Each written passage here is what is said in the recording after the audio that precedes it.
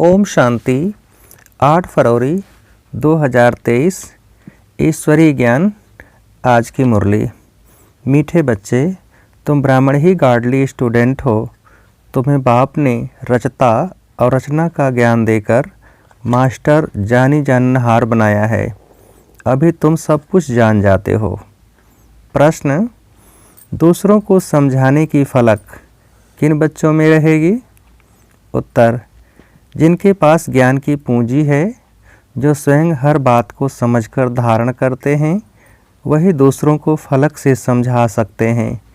तुम्हें फलक से सबको बाप का परिचय दे उनसे वर्षा लेने की विधि बतानी है। गीत, तकदीर जगाकर आई हूँ। ओम शांति। वास्तव में यह गीत गाने की ज़रूरत नहीं है, परंतु बहलाने के लिए यह आवाज़ करना पड़ता है। वास्तव में आत्मा को आवाज़ करने की दरकार नहीं। आत्मा तो आवाज़ से परे निर्वाण धाम जाने चाहती है। बहुत बाजे गाजे तालियां आदि सुनकर आत्मा थकी हुई है, इसलिए अब बाप को याद करती है, हे भगवान मुझे ले जाओ। बच्चे जानते हैं यह बाप हमको समझा रहे हैं। जैसे घर में बाप और दादा दोनों बच्चे बच्चे कहते हैं। दादा ऐसे नहीं कहेंगे कि पुत्र इधर आओ, दोनों ही कहेंगे बच्चे इधर आओ। यहाँ तो बाप और दादा साकार और निराकार दोनों इकट्ठे हैं। वास्तव में सभी मनुष्य मात्र का यह बाप और दादा है। तो ज़रूर परमपिता परमात्मा को सृष्टि रचने आना पड़े। तुम्हारा नाम बहुत अच्छा रखा हुआ है, ब्रह्मा कुमार कुमारियाँ। आबू में भी अधर देवी और कुमारी कन्या के मंदिर हैं, तो एक कन्या तो नहीं होगी ना? जरूर बहुत होंगे। दोनों का अलग अलग मंदिर है। अधर कुमारी किसको कहा जाता है, कुमारी कन्या किसको कहा जाता है, यह तो तुम ही जानते हो। यह है शिव शक्तियाँ। अंदर बहुत बड़ा मंदिर बना हुआ है, बहुत कोठरियाँ हैं, तो मंदिर भी साक्षी देता है कि कुमारियाँ और अधर कुमारियाँ बहुत हैं। चित्र जो बनाते हैं वह भी यादगार है, जो होकर गए हैं। जैसे देवी देवताओं के चित्र हैं, जरूर होकर गए हैं। वे विश्व के मालिक थे, अब नहीं हैं। विश्व के रचता ने ही भारत को विश्व का मालिक बनाया। कैसे? सो अब प्रैक्टिकल बन रहे हैं। अभी कलयुग है, सतयुग है एक आदि सनातन देवी देवता धर्म। कलयुग में अनेक धर्म और अनेक प्रजा का राज्य है। तुम बच्चे जब सुनते हो तो समझते हो बाबा यथार्थ रीति ठीक समझाते हैं, परंतु कोई कारणवश हमको धारणा नहीं होती है, इसलिए औरों को भी धारणा नहीं करा सकते हैं। कोई न कोई विघ्न है, हम डल स्टूडेंट हैं। बाकी बाप तो बहुत अच्छी रीति समझाते हैं। अनेक मनुष्य, अनेक धर्म हैं। 5000 वर्ष पहले भारत स्वर्ग था। बहुत थोड़े मनुष्य थे। सिर्फ सूर्यवंशी और चंद्रवंशी वह आत्माएं परम धाम से आई थीं अपना पार्ट बजाने। बाकी सभी धर्मों की आत्माएं निर्वाण धाम में थी। अभी अनेक धर्म हैं, बाकी देवी देवता धर्म प्रायः लोप है। तो ज़रूर फिर सतयुग बनेगा। परमपिता परमात्मा को ही आकर स्वर्ग रचना पड़े। भक्त जो भगवान को याद करते हैं, तो उन्हों को भक्ति का फल देने के लिए भी यहाँ आना पड़ेगा। बाकी सबको वापस मुक्ति धाम में ले जाना होता है, और तो कोई वापस ले जा नहीं सकता। अगर एक भी गुरु गति सदगति का रास्ता जानता होता, तो फिर उनके पिछाड़ी लाखों शिष्य भी जाते। उन यात्राओं में तो जाकर फिर लौट आते हैं, परंतु मुक्ति धाम से फिर वापस आए ही क्यों? एक को रास्ता मिले तो सबको ले जाए। अब एक बाप आया है तो तुम सबको रास्ता मिलता है ना। सभी को दुख की दुनिया से छुड़ाते हैं, इसलिए उनको लिबरेटर कहते हैं। उस निराकार को आने के लिए शरीर चाहिए, तो नई दुनिया को रचने के लिए प्रजापिता भी चाहिए। रचना यहाँ रचनी है तो ब्रह्मा भी यहाँ का मनुष्य चाहिए। सूक्ष्मतन से उतर नीचे तो नहीं आएगा। कहते भी हैं अभी ब्रह्मा की रात है, तो ब्रह्मा मुख वंशावली की भी रात है।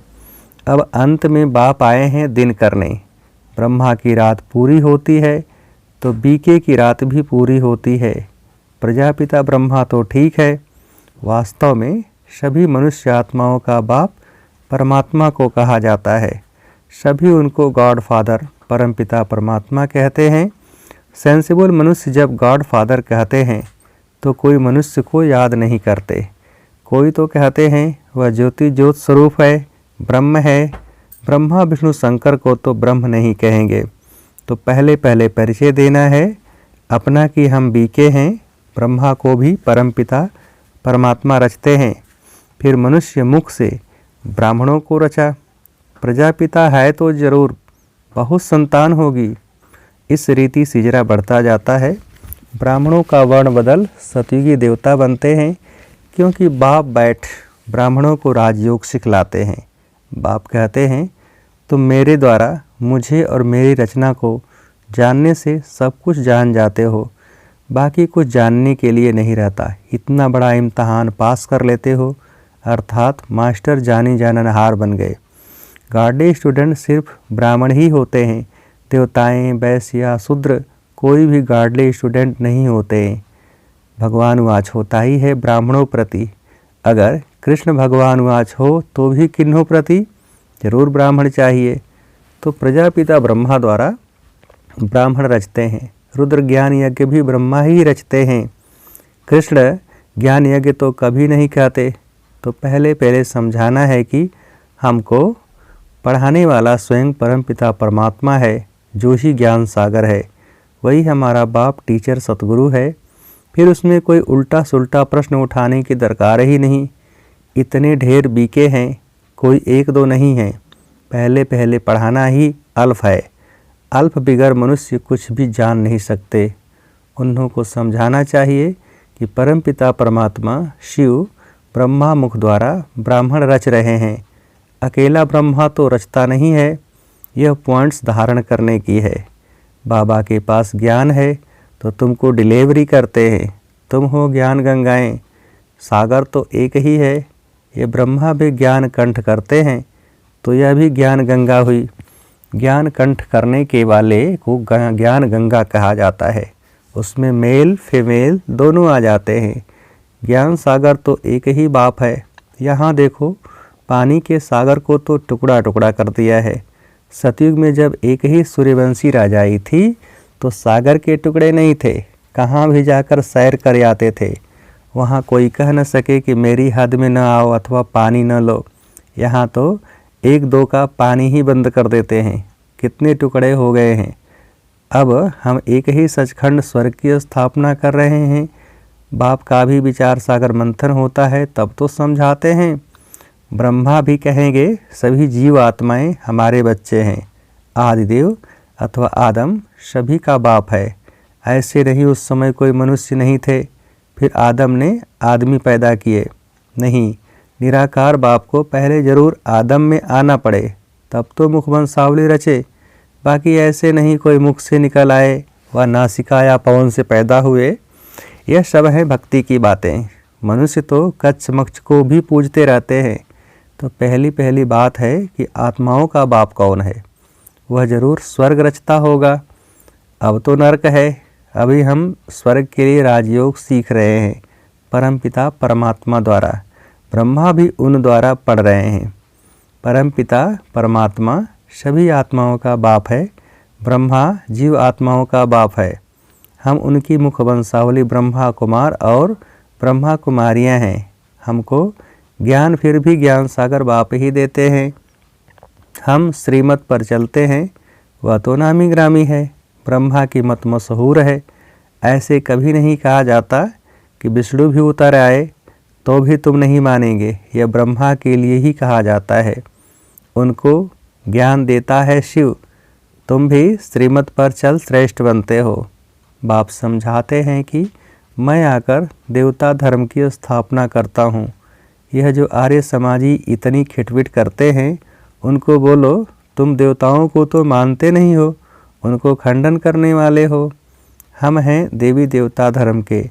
तुम्हारा धर्म अलग, देवी देवता धर्म अलग है। हर एक को फ्रीडम है अपने धर्म में कुछ भी करे। मुसलमानों का धर्म अलग है, वो बहुत डिबेट करते हैं कि तुम ऐसे क्यों करते हो, वैसे हमारा धर्म आदि सनातन देवी देवता धर्म है, उसका ही प्रचार करते हैं, तुम इंटरफियर क्यों करते हो। उन्हों को भी युक्ति से समझाना है, उनसे डिस्कस करने की ज़रूरत नहीं, उससे वह समझेंगे नहीं। जो भी कोई आए तो बाप का परिचय दो, हम बाप से वर्षा ले रहे हैं, तुमको भी लेना हो तो आओ। बाप अमरलोक स्थापन कर रहा है, इसलिए तुमको पावन जरूर बनना पड़े। बाप कहते हैं इस रावण पर जीत जरूर पानी है, हम शक्ति से ना जीत पा रही हैं, हमारा उस्ताद कैसे हमको जीत पाना सिखला रहे हैं। सो तो आओ तो हम तुमको समझाएं, अगर तुमको जीत पानी है तो तुम भी शक्ति दल में शामिल हो जाओ, बाकी फालतू बातें मत करो। परंतु यह फलक से कह वही सकेंगे जिनके पास ज्ञान की पूंजी होगी। अच्छा, मीठे मीठे सिकेल थे बच्चों प्रति माता पिता बाप दादा का याद प्यार और गुड मॉर्निंग रूहानी बाप की रूहानी बच्चों को नमस्ते। हम रूहानी बच्चों की रूहानी बाप को नमस्ते। धारणा के लिए मुख्य सार, पहली पॉइंट, ज्ञान को कंठ कर मास्टर ज्ञान सागर अथवा ज्ञान गंगावन पतितों को पावन बनाने की सेवा करनी है। दूसरी पॉइंट, हर एक को बहुत युक्ति से समझाना है, किसी से भी डिस्कस नहीं करनी है, सबको बाप का परिचय देना है। वरदान, प्योरिटी के पर्सनैलिटी और रॉयल्टी द्वारा बाप के समीप आने वाले देही अभिमानी भव। विस्तार, जैसे शरीर की पर्सनैलिटी आत्मा को देह भान में लाती है, ऐसे प्योरिटी की पर्सनैलिटी देही अभिमानी बनाए बाप के समीप लाती है। प्योरिटी की पर्सनैलिटी आत्माओं को प्योरिटी की तरफ आकर्षित करती है। प्योरिटी की रॉयल्टी धर्मराजपुरी की रॉयल्टी देने से छुड़ा देती है। इसी रॉयल्टी अनुसार भविष्य रॉयल फैमिली में आ सकेंगे। देही अभिमानी बच्चे इस पर्सनैलिटी द्वारा बाप का साक्षात्कार कराने वाले रूहानी दर्पण बन जाते हैं।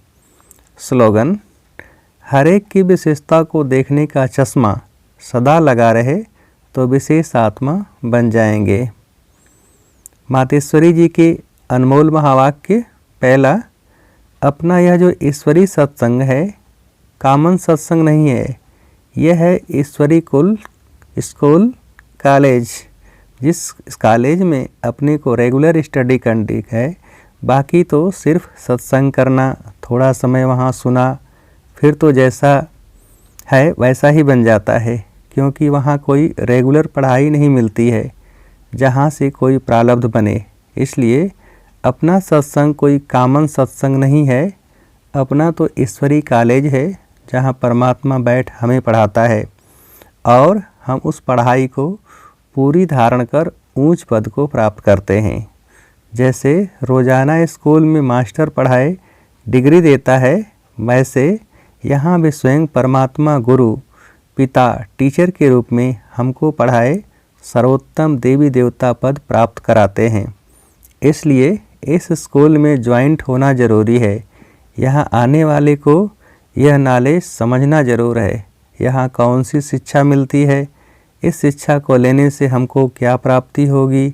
हम तो जान चुके हैं कि हमको खुद परमात्मा आकर डिग्री पास कराते हैं और फिर एक ही जन्म में सारा कोर्स पूरा करना है। तो जो शुरू से लेकर अंत तक इस ज्ञान के कोर्स को पूरी रीति उठाते हैं वो फुल पास होंगे।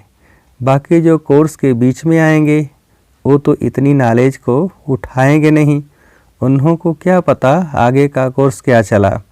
इसलिए यहाँ रेगुलर पढ़ना है, इस नॉलेज को जानने से ही आगे बढ़ेंगे, इसलिए रेगुलर स्टडी करनी है। दूसरा, भगवान वाच बच्चों के प्रति, बच्चे जब परमात्मा खुद इस सृष्टि पर उतरा हुआ है तो उस परमात्मा को हमें पक्का हाथ देना है, लेकिन पक्का सच्चा बच्चा ही बाप को हाथ दे सकता है।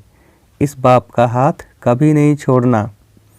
अगर छोड़ेंगे तो फिर निधन के बन जाएंगे। जब परमात्मा का हाथ पकड़ लिया तो फिर सूक्ष्म में यह संकल्प नहीं चाहिए कि मैं छोड़ दूं, वह संशय नहीं होना चाहिए, पता नहीं हम पार करेंगे व नहीं। कोई ऐसे भी बच्चे होते हैं जो पिता को न पहचानने के कारण पिता के भी सामने पड़ते हैं और ऐसे भी कह देते हैं हमको कोई की भी परवाह नहीं है। अगर ऐसा ख्याल आया तो ऐसे न लायक बच्चे भी की संभाल पिता कैसे करेगा। फिर तो मानो कि गिरा की गिरा, क्योंकि माया गिराने की बहुत कोशिश करती है, क्योंकि परीक्षा तो अवश्य लेगी कि कितने तक योद्धा रुस्तम पहलवान है। अब यह भी ज़रूरी है कि जितना जितना हम प्रभु के साथ रुस्तम बनते जाएंगे उतना माया भी रुस्तम बन हमको गिराने की कोशिश करेगी। जोड़ी पूरी बनेगी। जितना प्रभु बलवान है तो माया भी उतनी बलवानी दिखाएगी। परंतु अपने को तो पक्का निश्चय है आखिरिन भी परमात्मा महान बलवान है, आखिरिन उनकी जीत है। श्वासों श्वास इस विश्वास में स्थित होना है। माया को अपनी बलवानी दिखानी है, वह प्रभु के आगे अपनी कमजोरी नहीं दिखाएगी। बस एक बारी भी कमज़ोर बना तो खलास हुआ। इसलिए भल माया अपना फोर्स दिखलाए, परंतु अपने को मायापति का हाथ नहीं छोड़ना है। वो हाथ पूरा पकड़ा तो मानो उनकी विजय है। जब परमात्मा हमारा मालिक है तो हाथ छोड़ने का संकल्प नहीं आना चाहिए। अगर हाथ छोड़ा तो बड़ा मूर्ख ठहरा। इसलिए परमात्मा कहता है, बच्चे जब मैं खुद समर्थ हूँ तो मेरे साथ होते तुम्हें भी समर्थ अवश्य बनना है। समझा बच्चे? अच्छा, ओम शांति।